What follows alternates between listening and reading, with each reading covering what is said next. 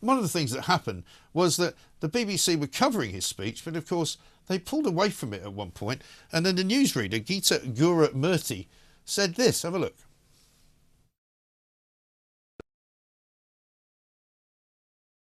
He has said that this is now a matter of national security. Nigel Farage with his customary inflammatory language there at a Reform UK press conference. He declined to stand for a seat. His customary inflammatory language, of course, was not, in fact, his customary inflammatory language. It was the quote that he was giving from Donald Tusk, who's the Prime Minister of Poland, who used to, of course, be very much an EU apparatchik. He used to be very much in favour of the European Union, very much against Brexit, but he's slightly gone over to the other side now, now that he's running Poland. Now, it didn't take long for the apology to follow. Now, an apology. Earlier today, we heard live from Nigel Farage speaking at that election event we just saw. And when we came away from his live speech, I used language to describe it, which didn't meet the BBC's editorial standards on impartiality. I'd like to apologise to Mr Farage and viewers for this. Really? Well, thanks very much indeed. Sorry, not sorry. That's from Geeta Guru-murthy. Let's talk to Rebecca Ryan from Defund the BBC. Rebecca, the same old story. They're not really sorry at all, are they?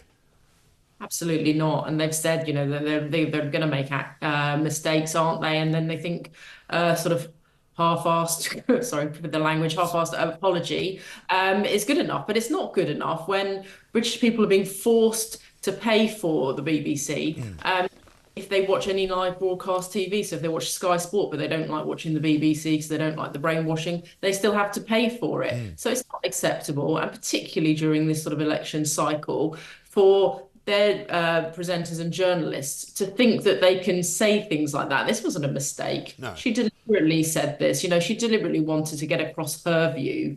You know, sort of saying that it's not even saying that that was inflammatory when it was a quote from someone else, but actually saying that that's what he usually says as well. So you can see there her thinking, and that she feels completely comfortable to say that on live broadcast TV. Because this is the narrative that the BBC has going around and around Broadcasting House, doesn't it? Because, you know, there isn't anybody in there, I bet you, any single a pound that you wish to bet, who would put their hand up and say they were a fan of Reform UK or a fan of Nigel Farage, because they would be immediately sort of, you know, shunned by everybody in the office canteen, and nobody would want to sit next to them, you know, because that is the ludicrous nature of the kind of media elite in this country.